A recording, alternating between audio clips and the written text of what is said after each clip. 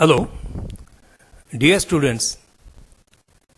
In the today's lecture, we are going to study about the contribution of Immanuel Kant, Karl Ritter, and Alexander von Humboldt in the development of geographical thought.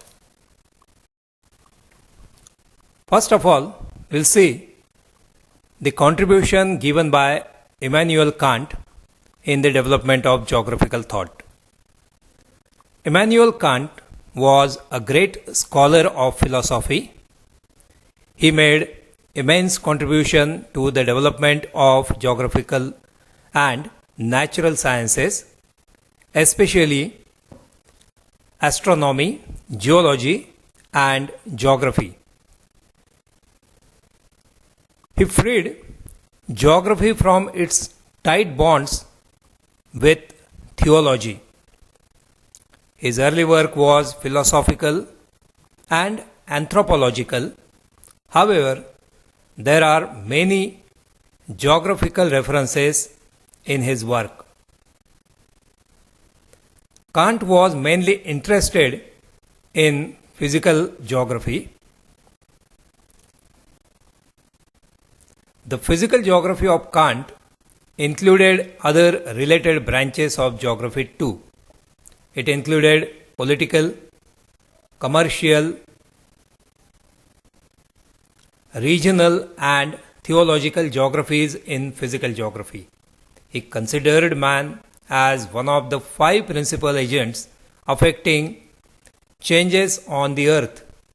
Therefore, Kant's physical geography, both in content and purpose, might be considered as anthropocentric. Kant was one of those scholars who believed that geography has to play a vital role in the progress and development of human society. According to him, geography is an essential science. Without geography, man cannot achieve full understanding of the world. Kant, in his book Ankündigung, which was written in 1757, stated that the earth can be studied and interpreted in the following 5. They are the mathematical study of the earth, which considers the size and shape of the earth; moral geography, which deals with the customs, traditions, and characters of human societies in different parts of the world; political geography, which deals with the study of interrelationships between the physical conditions of the states and their political systems, their products, trade, customs, and population; commercial geography.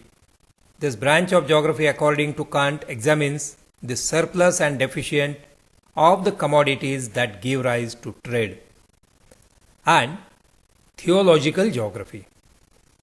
Kant related the theology of a region with the geographical conditions of that region. This branch studies the changes in theological principles according to the changes in geographical conditions. For Kant, geography was a descriptive or taxonomic discipline. Kant was the first who used the word chorographic, meaning descriptive, to describe geography. He believed that geography has to play a vital role in the progress and development of human society.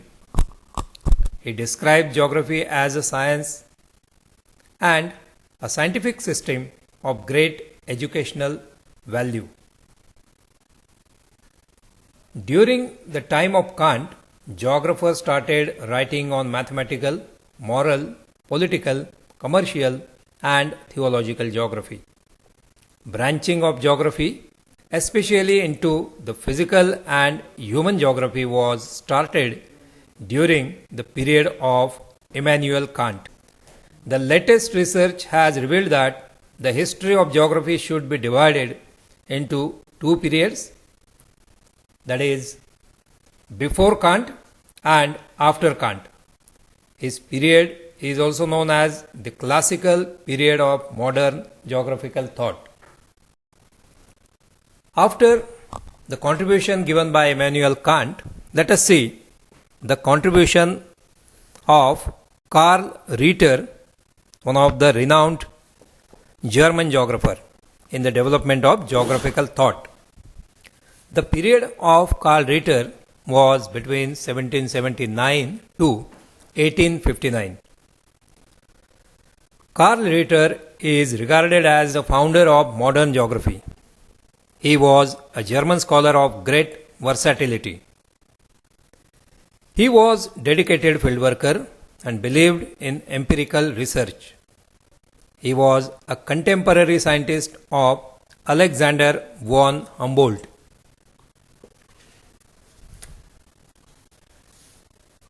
Ritter was teleologist and had a strong belief in the God.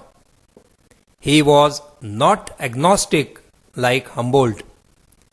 He was the first professor of geography at the University of Berlin. He founded the Berlin Geographical Society. Ritter believed on an ordered and harmonious universe. Thus, his approach was teleological. He revealed that geography is a subject of great importance which deals with man-nature relationship, and it is not a dry gazetteer of names of places, rivers, mountains and trade routes. He developed the concept of unity in diversity. Ritter was chiefly concerned with studies of human geography. He believed that the earth and its inhabitants stand in the closest reciprocal relations, and one cannot be truly presented in all its relationship without the other. Hence, history and geography must always remain inseparable. Land affects the inhabitants and the inhabitants the land. Ritter declared geography to be Erdkunde, or an earth science. About various facts of the earth, Ritter opined that we must ask the earth itself for its laws. He considered the earth as a whole as an organism and continents as individuals or as organs. The fundamental principle evolved by Ritter was unity in diversity. According to him, there is a fundamental unity in the biotic and abiotic components of habitat in which man sculptures his cultural environment. In such approach, all the physical and cultural components of an environment are taken into consideration, and their interrelationship is established in understanding the geography of an areal unit. This is a regional approach. Unity in diversity means every naturally bounded area is a unity in respect of climate, production, population, culture, and history. Karl Ritter was determinist. He believed that the physical environment determines the course of human development. He stated that the variations in the physical contributions of constitutions of body, physique and health of man is the result of differential environmental conditions in different parts of the world. Many of his pupils considered geography as the study of relationship between the density of people and the nature of their land. The deterministic views of Ritter were strengthened by the publication of Charles Darwin's Origin of Species in 1859, with its emphasis on the close relationship of organisms and their habitat, that is, environment. Karl Ritter made substantial contribution to regional and human geography in the early 19th century. Ritter believed in the direct and observational studies and was the first great opponent of so-called armchair geography. The next philosopher was Alexander von Humboldt. The period of Alexander von Humboldt was between 1792 to 1859. After the great age of discovery, the foundation of geography as a modern science was primarily laid by German scholars during the period from 1750 to 1850. The second half of this period, the time of Humboldt and Ritter, is known as the classical period of geography. Alexander von Humboldt is regarded as the founder of modern geography. He was the German scholar of great versatility who contributed to the fields of geology, botany, zoology, physics, chemistry, anatomy, physiology, history, and all various branches of geography. He was great traveler and traveled about 4,000 miles. He had a gift of exceptionally sharp observations and he was excellent field worker. He performed all his journeys with telescopes, sextants, cyanometers, thermometer, barometers, and many other instruments. With these instruments, he accurately measured the temperature, pressure, altitude, winds, latitudes and longitudes of different regions. He also noted the types of rocks, flora and fauna of the regions he visited. In 1800, Humboldt's expedition in South America explored the Orinoco River and its connection with the Amazon. He also measured the latitudes and longitudes of the places and did geographical study of that regions. Then he visited Cuba and did the socio-economic study of the people. After that, he has visited Colombia, Andes, Ecuador and Peru. He gave a scientific explanation of the crops and influence of altitude and temperature on the crops. His description of the northern Andes is a classic. He also examined numerous volcanoes of Ecuador. Moreover, the cold water current of Peru was also observed and recorded for the first time. He measured the temperature and velocity of the current. He also traveled in different parts of Mexico.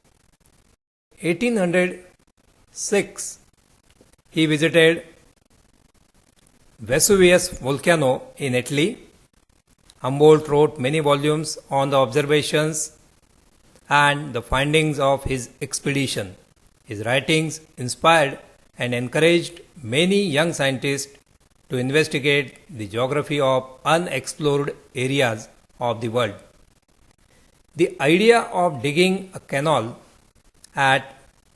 across the isthmus was also put forward by him. In 1829, he was invited by Tsar to visit Russia. In this expedition, he explored the virgin lands of Siberia. After this expedition, the Tsar established the meteorological stations in different parts of Russia. The world map showing isotherms was prepared for the first time after his expedition in 1845. Humboldt's monumental work, Cosmos, was published and was well received all over the world. The main objective in writing Cosmos was to develop a universal science. He considered nature as a whole and man as a part of the nature. He believed that all the races of the man had a common origin and that no race is superior or inferior to the other. Humboldt described the general picture of the universe, the laws of the celestial bodies and the earth in cosmos. He also described the man as a part of the nature. Alexander von Humboldt laid the foundation of universal science, which encompassing all physical, biological and social sciences. He also made comparative study of different geographical regions, especially that of the steppes and the desert. He gave importance to geographical studies. Humboldt thus made substantive contribution to systematic physical, regional, mathematical and human geography, and therefore rightly he is considered as a founder of modern geography.